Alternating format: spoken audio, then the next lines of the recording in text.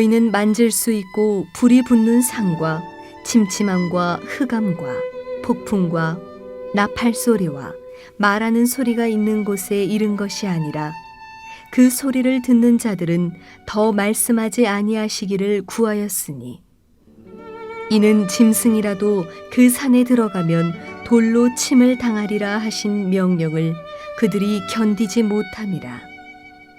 그 보이는 바가 이렇듯 무섭기로 모세도 이르되 내가 심히 두렵고 떨린다 하였느니라. 그러나 너희가 이른 곳은 시온산과 살아계신 하나님의 도성인 하늘의 예루살렘과 천만 천사와 하늘에 기록된 장자들의 모임과 교회와 만민의 심판자이신 하나님과 및 온전하게 된 의인의 영들과 새 언약의 중보자이신 예수와 및 아벨의 피보다 더 나은 것을 말하는 뿌린 피니라. 너희는 삼가 말씀하신 일을 거역하지 말라. 땅에서 경고하신 일을 거역한 그들이 피하지 못하였거든 하물며 하늘로부터 경고하신 이를 배반하는 우리일까 보냐. 그때에는 그 소리가 땅을 진동하였거니와 이제는 약속하여 이르시되 내가 또 한 번 땅만 아니라 하늘도 진동하리라 하셨느니라. 이 또 한 번이라 하심은 진동하지 아니하는 것을 영존하게 하기 위하여 진동할 것들 곧 만드신 것들이 변동될 것을 나타내심이라. 그러므로 우리가 흔들리지 않는 나라를 받았은즉 은혜를 받자. 이로 말미암아 경건함과 두려움으로 하나님을 기쁘시게 섬길지니 우리 하나님은 소멸하는 불이심이라. 여러분은 산과 바다 중에서 산을 더 좋아하십니까? 아니면 바다를 더 좋아하십니까? 저는 예전에는 이 바다를 참 좋아했습니다. 어릴 적에는요, 바다 보러 가자고 하면은 저는 그렇게 신났어요. 그런데 요즘에는 산이 더 좋은 것 같습니다. 하이킹도 좋고, 캠핑도 좋고, 단풍도 좋고, 산이 참 좋아요. 누군가가 그러더라고요. 무언가를 채우고 싶을 때는 산으로 가라. 무언가를 내려놓고 싶을 때는 바다로 가라. 자, 어쩌면 저는 무언가로 제 안을 가득 채우고 싶기 때문에 산을 더 좋아하는 것 같습니다. 성경에 나오는 대표적인 산이 있다면 구약에는 시내산이 있고 신약에는 갈보리 산이 있습니다. 오늘 히브리서의 저자는요, 이 두 개의 산을 동시에 이렇게 바라보면서 비교하고 있습니다. 율법을 상징하는 이 시내산, 그리고 복음을 상징하는 갈보리 산, 어떤 차이가 있는지 이 산의 정상까지 저와 함께 올라가 보십시다. 자, 먼저 이 시내산은요, 모세가 하나님을 처음 만난 산이 바로 이 시내산이죠. 떨기나무 불꽃 가운데서 하나님이 모세를 부르셨습니다. 내가 선 곳은 거룩한 땅이니 내 발에서 신을 벗으라 말씀하셨습니다. 자, 모세가 하나님의 부르심을 받은 바로 그 산, 이 호렙산은 시내산과 같은 산입니다. 이 출애굽기에서는 호렙산이라고 하지만 사도행전 7장을 보시면 시내산이라고 했습니다. 애굽 땅에 10가지 재앙이 내리고 이 이스라엘 백성들을 이끌고 출애굽한 모세는 다시 한번 이 산으로, 호렙산 시내산으로 돌아오게 되죠.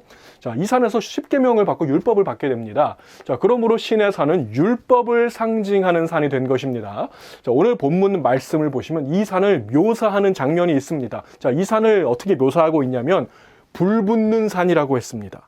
침침함과 흑암과 폭풍과 나팔 소리와 말하는 소리가 있는 산이다, 이렇게 묘사하고 있습니다. 자, 그 소리가 얼마나 무서웠던지 더 이상 말씀하지 말게 하옵소서 백성들이 그렇게 간구했습니다. 두려웠기 때문이죠. 무서웠기 때문이죠. 자, 출애굽기 19장 18절과 19절 말씀을 보세요.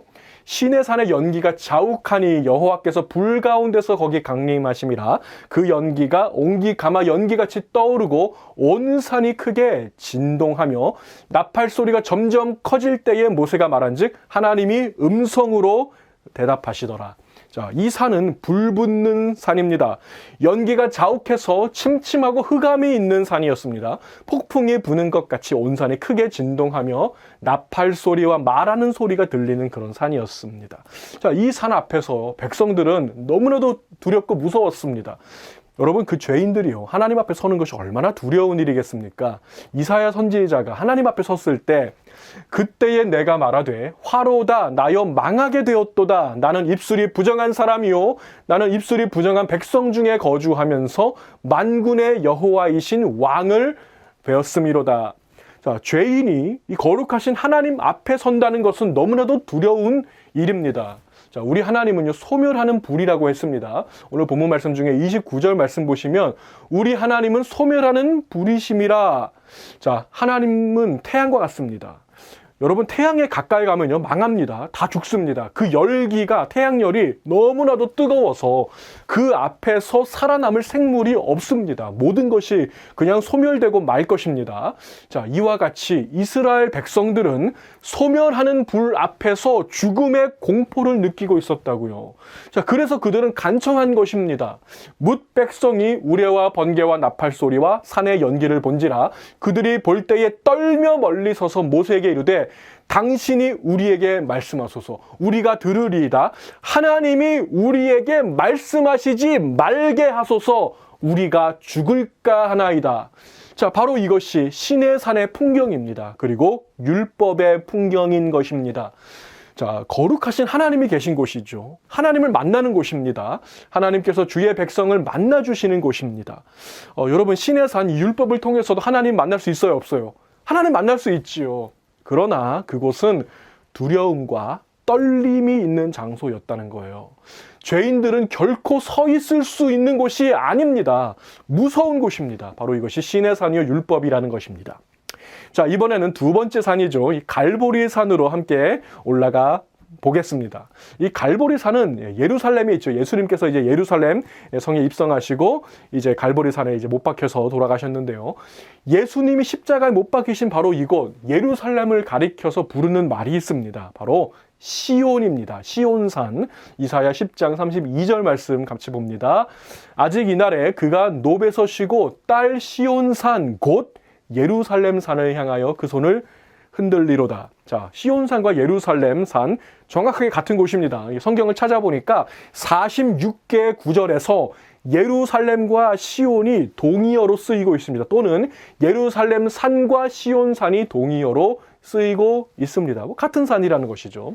자, 또한 이 산은 모리아산이라고도 불립니다. 역대하 3장 1절 말씀 보세요. 솔로몬이 예루살렘 모리아산에 여호와의 전 건축하기를 시작하니. 자, 예루살렘 성전은 어디에 지어졌습니까? 모리아산에 지어졌습니다. 예루살렘 성전, 모리아산의 성전 같은 것입니다. 자, 모리아산은 어떤 산입니까? 하나님께서 이삭을 대신해서 그 죽을 양 한 마리를 준비하신 바로 그 산이죠. 여호와 이레, 바로 그 산입니다. 바로 이 산에서 하나님의 어린 양 예수 그리스도께서 저와 여러분을 대신해서 죽으셨습니다. 자, 본문 말씀 22절을 다시 읽어보겠습니다. 그러나 너희가 이른 곳은 시온산과 살아계신 하나님의 도성인 하늘의 예루살렘과 천만 천사와, 자, 여기 보니까 그러나라고 하는 접속사가 있습니다.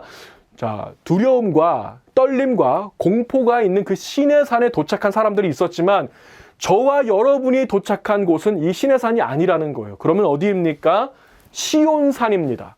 갈보리산입니다. 하나님의 도성인 것입니다. 자, 이곳을 가리켜서 하늘의 예루살렘이라고 부르고 있어요. 믿음으로 구원받은 성도는 시온산, 하나님의 도성, 하늘에 있는 예루살렘에 오게 되었다는 것입니다. 여기에서 오다, 이르다, 도착하다라고 번역된 이 동사가 있습니다. 자, 이 동사는 미래의 미완료형이 아니에요. 완료형으로 기록되어 있습니다. NIV 영어 성경으로 보시면 You have come to Mount Zion, to the heavenly Jerusalem, the city of the living God. 이미 도착했다는 것입니다. 저와 여러분은 이미 하늘 예루살렘 성에 들어와 있다는 것입니다. 자, 요한계시록 14장 1절 보시면요. 이 사도 요한이 요한계시록 쓰잖아요. 환상 중에 하늘에 있는 그 시온산을 바라보고 있습니다. 자, 거기 누가 있는지 보세요. 또 내가 보니 보라 어린 양이 시온산에 섰고 그와 함께 14만 4천이 서 있는데 그들의 이마에는 어린 양의 이름과 그 아버지의 이름을 쓴 것이 있더라. 아멘. 자, 하늘의 시온산에 누가 서 있습니까? 누가 있습니까? 하늘의 예루살렘에 누가 이미 들어가 있습니까?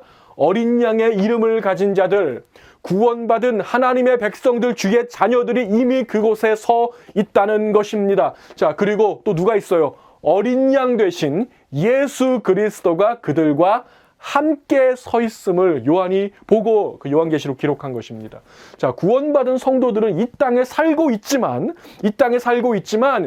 영적으로는 이미 예수님과 함께 저 하늘의 시온산에 들어가 있다는 것을 여러분 믿으시기 바랍니다.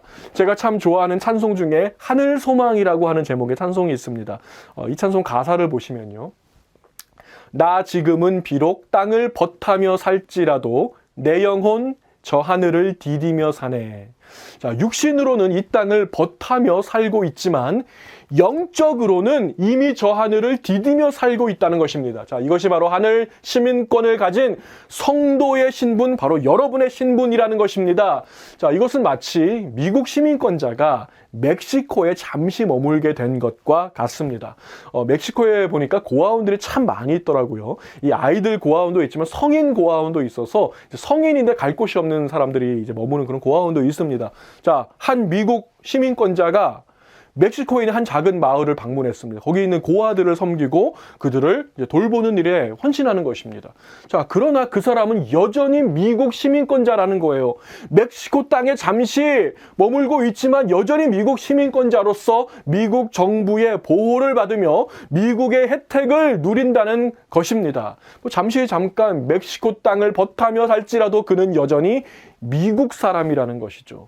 주 안에서 사랑하는 우리 성도 여러분, 여러분은 육신으로는 이 땅을 벗하며 살고 있지만 영적으로는 이미 어린 양 되신 예수 그리스도와 더불어서 하늘 성전에 들어가 있음을 믿으시기 바랍니다. 이 고결하고 거룩한 신분을 잊어버리지 마시기 바랍니다.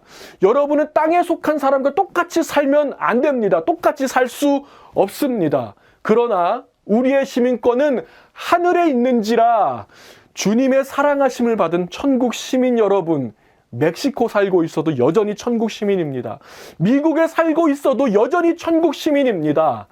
천국의 보호를 받으며 천국의 혜택을 입게 될 것입니다. 자, 본문 22절 끝부분에 보시면 여러분 곁에는요, 천만 천사가 있다고 했습니다. 그러나 너희가 이른 곳은 시온산과 살아계신 하나님의 도성인 하늘의 예루살렘과 천만 천사와, 자, 히브리서 1장 14절에 보시면 이 천사들에 대해서 이렇게 설명하고 있어요. 천사들은 섬기는 영으로서 구원받을 상속자들을 위하여 섬기라고 보내심을 받은 존재라고 했습니다. 자, 그들의 수효가 얼마나 많습니까? 천만이라고 했습니다. 자, 셀 수 없는 많은 수라는 것입니다. 여러분들을 위해서 보내주셨습니다. 섬기라고, 도우라고, 보호하라고 하나님께서 보내주셨습니다. 자, 이 놀라운 보호하심이 있는데 여러분 무엇을 걱정하고 계십니까? 자, 그뿐 아니라 우리가 도착한 이 시온산, 자, 이 하늘의 예루살렘이 얼마나 영광스러운 곳인지 보세요. 하늘에 기록된 장자들의 모임과 교회와 만민의 심판자이신 하나님과 및 온전하게 된 의인의 영들과, 자, 시온산은 하늘의 생명책에 그 이름이 기록된 하나님의 자녀들, 하나님의 장자들이 거하는 곳이라고 했습니다. 하나님의 자녀들이 함께 거하는 곳. 보통 여러분 거기를 우리가 교회라고 부르죠. 바로 교회, 하늘에도 그 천상의 교회가 있다는 것이죠. 여기 보시면요, 만민의 심판자이신 하나님과 및 온전하게 된 의인의 영들이 있는 곳이라고 했습니다. 자, 하나님은 만민의 심판자가 되십니다. 이 최종 심판자니까 얼마나 무서운 분입니까? 우리가 일반 그 법정에 가도 판사 앞에 서면 얼마나 덜덜덜 떨려요. 자, 하나님은 최종 심판자, 만민의 심판자가 되신다는 거예요. 모세나 이스라엘 백성들이 벌벌 떨 수밖에 없는 이유가 바로 여기에 있습니다. 자, 그런데 우리는, 저와 여러분은 그 심판자와 함께 거하고 있다는 거예요. 이게 무슨 뜻이냐면요, 심판자의 최종 판결에서 땅땅땅 무죄, 모든 죄가 사해졌다는 것입니다. 저와 여러분이 완벽하게 죄사함을 받고 자유하게 되었다는 것입니다. 온전하게 된 의인이 되었다는 것을 믿으시기 바랍니다. 이 얼마나 큰 은혜입니까? 아니, 구약의 백성들이요, 그토록 두려워했던 그 심판자, 그 하나님과 함께 한 자리에 앉아서 숨을 쉴 수 있고 노래할 수 있고 안식할 수 있고 안심할 수 있다는 것, 이 놀라운 은혜를 여러분들이 이미 받으셨다는 것을 믿으시기 바랍니다. 자, 그분은 여러분을 의인이라고 부르십니다. 그래서 칭의라고 하는 거예요. 의롭다고 칭한다라는 것입니다. 칭의. 불완전한 우리가 온전하게 되었습니다. 죄인이었던 우리가 의인이라 칭함받게 되었습니다. 자, 이 모든 것이 신의 산에서는 불가능했다고요. 시온산, 갈보리산에서 우리 예수님께서 흘리신 그 피가, 그 보혈이 이것을 가능하게 한 것입니다. 자, 24절 말씀을 보세요. 새 언약의 중보자이신 예수와 및 아벨의 피보다 더 나은 것을 말하는 뿌린 피니라. 아멘. 자, 시온산, 그 갈보리산은 새 언약의 중보자이신 예수님과 그분의 보혈의 능력이 다스리는 곳입니다. 자, 여기에서 예수님의 피와 아벨의 피를 서로 비교하고 있습니다. 자, 창세기 4장에 보면요, 아벨의 피가 있어요. 가인과 아벨이 하나님께 제사를 드렸는데 하나님께서는 가인의 제사는 받지 않으시고 아벨의 제사, 믿음으로 드렸던 아벨의 제사만 받으셨습니다. 자, 그래서 가인이 막 분노하고 화가 나서 아벨을 쳐 죽이게 되죠. 자, 그때 하나님이 가인을 찾아오셨어요. 여호와께서 가인에게 이르시되 내 아우 아벨이 어디 있느냐. 그가 이르되 내가 알지 못하나이다. 내가 내 아우를 지키는 자니까. 이르시되 내가 무엇을 하였느냐. 내 아우의 핏소리가 땅에서부터 내게 호소하느니라. 자, 아벨의 피가 땅에서부터 하나님께 호소하고 있다라고 성경은 기록하고 있습니다. 자, 어떤 호소였습니까? 어떤 호소일까요? 하나님 앞에서 믿음으로 행한 그 아벨의 억울함을 하나님께서 기억하시고 그것을 갚아주시겠다는 것입니다. 하나님은 아벨의 호소를 잊지 않으셨다는 거예요. 자, 그렇다면 예수님의 피는 어떨까요? 예수님은 어떤 호소를 하셨습니까? 억울하다고 호소하셨을까요? 아니요. 예수님의 호소는 억울함의 호소가 아니었습니다. 자, 예수님의 호소는 어떤 호소였습니까? 아버지, 저들의 죄를 사하여 주옵소서. 자기들이 하는 것을 알지 못함이니이다. 바로 이것이 우리 예수님의 호소였습니다. 예수님은요, 주님을 십자가에 못 박은 그 죄인들을 위해서 호소하셨습니다. 아버지, 저들의 죄를 사하여 주옵소서. 용서해 주옵소서. 저들의 무지함과 저들의 죄악을 용서해 달라고 호소하셨습니다. 자, 하나님께서요, 억울한 아벨의 호소를 기억하셨다면 예수님의 호소를 기억하실까요? 아벨의 호소가 효력이 있었다면 우리 예수님의 호소는 얼마나 효력이 있겠습니까? 그 예수님이 저와 여러분의 중보자가 되십니다. 죄인들의 중보자가 되십니다. 그 피가, 예수의 보혈이 호소하고 있습니다. 그 피에 용서의 능력이 있습니다. 아버지, 저들의 죄를 용서하여 주시옵소서. 이것을 그 보혈에 담으셨다는 것입니다.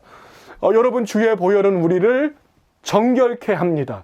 주의 보혈은 부정한 우리의 죄를 눈보다 더 희게 씻어 주십니다. 주의 보혈이 저와 여러분을 자유하게 합니다. 우리는 이 보혈의 공로를 의지해서 심판자 되시는 거룩하신 하나님 앞에 담대히 나아갈 수 있게 된 것입니다. 할렐루야. 자, 이제 26절부터 28절까지 말씀 보시면요, 진동하였거니와 진동하리라. 진동하지 아니하는 것, 진동할 것들, 흔들리지 않는 나라. 자, 뭐 비슷비슷한 표현들이 계속해서 반복되고 있는 것을 볼 수가 있습니다. 자, 이거 좀 어렵지 않아요. 쉽게 설명을 드리자면요, 복음의 능력으로 구원받은 자를 가려내기 위한 절차가 있다는 거예요. 땅과 하늘을 진동하게 하는 것입니다. 여러분, 진동하면 가려집니다. 뭐 지진이 일어나면요, 튼튼한 건물은 좀 살아남고 좀 부실하게 지은 건물 다 무너져 내리는 것이죠. 진동하면 가려진다는 것입니다. 흔들리지 않는 나라, 진동치 않는 그 나라를 상속으로 받은 자들은 그 진동 속에서도 요동하지 않고 경건함과 두려움으로 하나님을 여전히 섬기게 될 것입니다. 그러나 어떤 이들은요, 그 진동 속에서 가려질 것입니다. 가려질 것입니다. 자, 고난과 환난과 어려움이 찾아올 때, 자, 그것들은 풀무불과 같습니다. 여러분, 풀무불 속에서도요, 정금은 살아남습니다. 그러나 지푸라기나 돌멩이 같은 것들은 어떻게 돼요? 녹아서 다 사라져 버릴 것입니다. 소멸될 것입니다. 우리 하나님은 소멸하는 불이심이라. 자, 성경에 보니까 풀무불 속에서도 소멸하지 않았던 사람들이 있었어요. 다니엘의 세 친구들이죠. 사드락과 메삭과 아벳느고, 이 다니엘 세 친구는 풀무불에 던져졌을 때 살아남았습니다. 자, 그 이유가 무엇이었습니까? 어떻게 살았습니까? 자, 바벨론 왕 느부갓네살이 이렇게 보니까 분명히 풀무불 속에 세 사람을 던져 넣었거든요. 근데 보니까 네 사람이 돌아다니고 있다고 했습니다. 자, 풀무불 속에서 여러분을 지키시고 보호하시는 분이 계시다는 거예요. 여러분을 지키시는 분은 예수 그리스도입니다. 그분의 보혈이 여러분을 보호하는 것입니다. 자, 하나님은 태양과 같다고 말씀드렸습니다. 거룩하신 하나님 앞에 죄인이 가까이 가면 어떻게 돼요? 다 불타버립니다. 소멸됩니다. 근데 한 가지 예외가 있습니다. 풀무불에서 다니엘의 세 친구를 보호해 주신 예수 그리스도, 그분의 보혈은 아무리 뜨거운 태양열이라도 다 보호해 주십니다. 다 막아 주십니다. 예수의 보혈이 보호막이 되어서 아무런 해도 입지 않고 그 태양 가까이 갈 수 있게 하는 것입니다. 제가 예전에 좋아하던 만화 영화 보면요, 로봇가 막 나와서 싸우는데 아무 무기도 뚫을 수 없는 강력한 보호막이 있어요. 그 보호막이 있기 때문에 보호받고 안전하게 거할 수 있었던 것입니다. 자, 주 안에서 사랑하는 우리 성도 여러분, 율법 아무리 잘 지켜도 결국에는 소멸될 수밖에 없습니다. 십계명 아무리 잘 지켜도 결국에는 소멸될 수밖에 없습니다. 하나님의 거룩하심은 그 정도로 뜨겁습니다. 바로 이 소멸에서 피할 수 있는 길은 단 하나. 여러분의 전신을, 여러분의 온몸을 예수의 보혈로, 그 보호막으로 덮으시기 바랍니다. 여러분 삶의 문지방과 문설주를 여린 양의 피로 바르시기 바랍니다. 여러분의 영혼을 예수의 보혈로 덮을 수만 있다면 풀무불도 문제없고 태양열도 문제없고 심판자 되시는 하나님 앞에 서는 것도 문제없습니다. 자, 이제 우리에게 남아있는 문제 단 하나밖에 없습니다. 예수의 피로 덮여 있습니까? 어린 양의 보혈이 여러분 삶의 문에 뿌려져 있습니까? 복음이 다스리는 나라, 그 나라에 들어가는 방법은 한 가지밖에 없습니다. 율법으로는 안 됩니다. 십계명으로도 안 됩니다. 오직 예수의 보혈로만, 복음으로만 들어갈 수 있음을 믿으시기 바랍니다. 그러므로 우리가 흔들리지 않는 나라를 받았은즉 은혜를 받자. 아멘. 이 은혜가, 보혈의 은혜가, 십자가의 은혜가, 복음의 은혜가 저와 여러분의 삶에 가득하게 넘치시기를, 그래서 복음이 다스리는 그 나라에 이르기까지 순례의 길 멈추지 않는 저와 여러분을 다 되시기를 우리 주님의 이름으로 축복을 드립니다. 기도하시겠습니다. 사랑과 은혜가 풍성하신 하나님 감사합니다. 하나님의 거룩하심 너무나 뜨거워서 그 앞에 가까이 나가기도 전에 다 소멸해서 불타버릴 수 없는 부족한 연약한 죄인들인데 우리 예수님의 보혈이 우리의 보호막이 되어서 그 태양의 중심까지 가까이 갈 수 있도록 우리를 지키시고 보호하심에 이 은혜를 주심에 감사를 드립니다. 오늘 만민의 심판자 되시는 그 하나님과 함께 거하며 함께 호흡하며 함께 숨을 쉴 수 있고 찬양하며 예배하며 경배할 수 있는 놀라운 은혜를 우리에게 부어주셔서 감사합니다. 복음이 다스리는 그 나라에 이르기까지 복음으로 무장하며 예수의 피로 온몸과 온 전신을 덮는 이 은혜를 우리에게 날마다 허락하여 주시옵소서. 감사합니다. 우리 주 예수님의 이름으로 간절히 기도하옵나이다. 아멘.